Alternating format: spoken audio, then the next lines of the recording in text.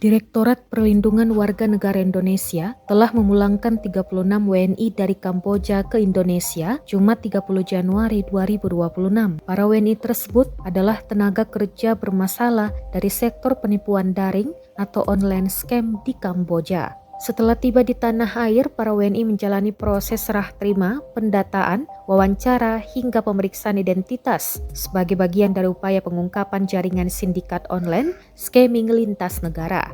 Nantinya mereka langsung diserahkan kepada instansi terkait untuk proses penanganan dan pendampingan lebih lanjut sesuai prosedur yang berlaku. Berbeda dengan Indonesia, Korea Selatan memiliki cara berbeda saat memulangkan warganya. Dalam rekaman dan foto yang beredar, tampak 64 warga Korsel sudah dipulangkan dari Kamboja ke Korea Selatan dengan tangan diborgol untuk diselidiki lebih lanjut atas dugaan tindak kriminal. Tindakan mereka beragam, mulai dari menjadi scammers, penipuan berkedok perjodohan, perampokan, hingga judi online.